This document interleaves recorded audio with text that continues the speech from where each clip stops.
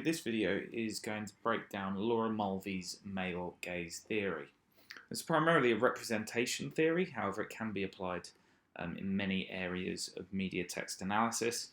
Primarily I'd say this theory is useful in the A2 element, but you can apply it in any area of media that you feel it fits the description you want to talk about. So, moving on. With all media theorists, it's a good idea to try and find a quote that you can use to help you formulate your argument.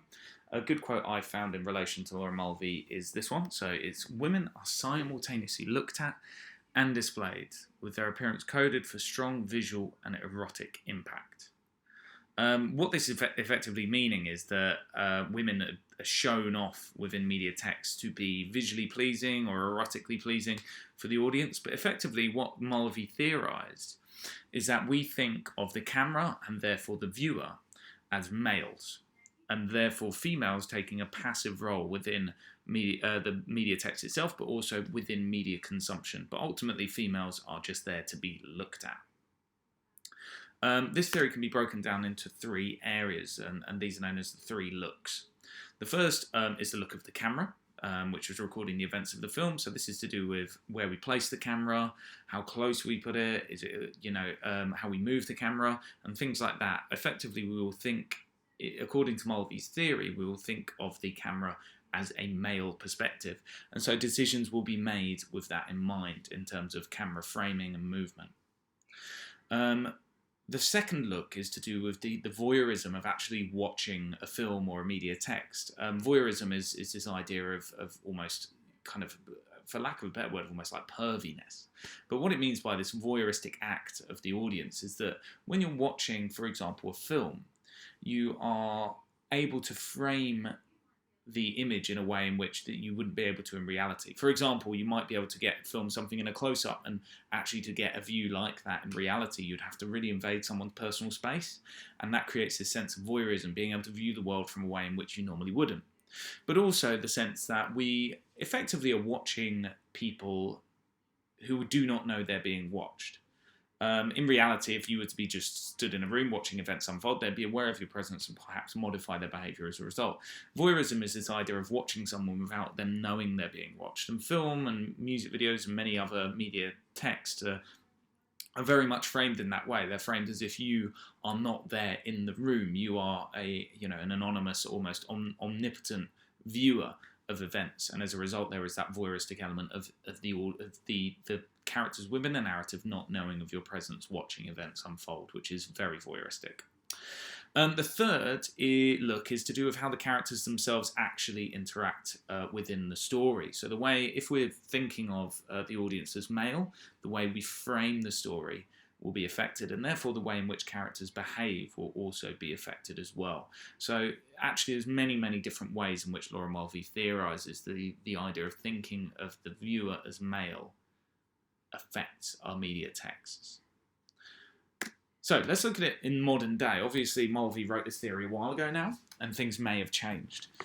So Mulvey's theory, we've got to really consider, is the result of an industry constructed under a patriarchy. Hollywood and other film industries as a whole originally founded at a time when men were very much in charge, and they effectively would be viewed to have been built by men, but men were certainly calling the shots at the time, generally.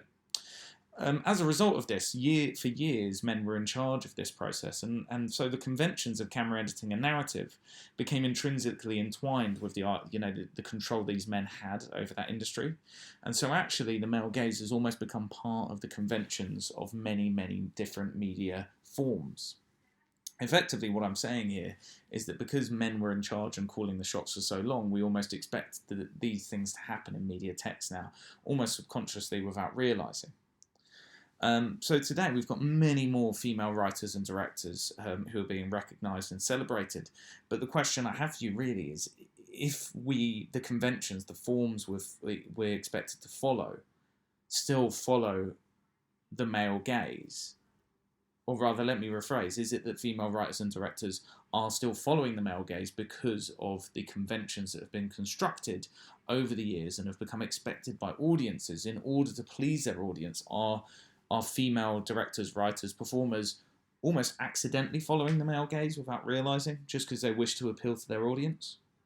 That is just a question for you. There isn't a right answer. It's a question for you to start thinking about in relation to the media text you're analysing. Is it following the male gaze? And if it is, but it was constructed by a woman or had the role of a woman, has it been done deliberately, or has it been done because these conventions are expected? So starting to think in that way is really important when applying this media theory and theories as a whole. So applying this theory, you have to first consider your chosen media text. Is there evidence of one or more of the three looks? If there is, then it's probably either partly or completely following Mulvey's male gaze theory. If there isn't, it could perhaps be subverting it. Examples of things to consider, things like, is the camera framing females in a voyeuristic or sexualized way? Does the editing prioritize males driving the narrative or female presence for visual pleasure? And in what way do the characters within a narrative interact? Are the women there for more than just being a goal of the male participant? So to apply, for example, Prop's character theory, are the females more than just a princess? Or are the women there only to idolise men within the narrative?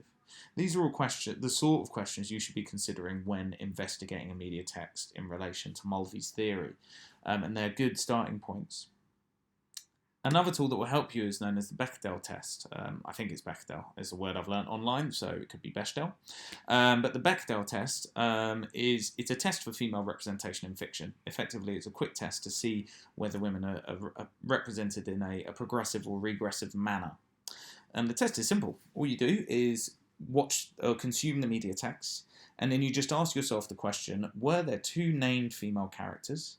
And by named, we mean characters who have a name within the narrative, whose name is known to us. So are there two named female characters who hold a conversation that is about something other than a man? Does the media text pass this? If it does, then perhaps that's showing that it has elements that are less in line with the male gaze. If it fails it, then it clearly is very much in line with the male gaze. This isn't part of the male gaze theory, but it could be a useful tool to help you frame your argument when analysing a given media text through this theory. So it's certainly a useful one to remember.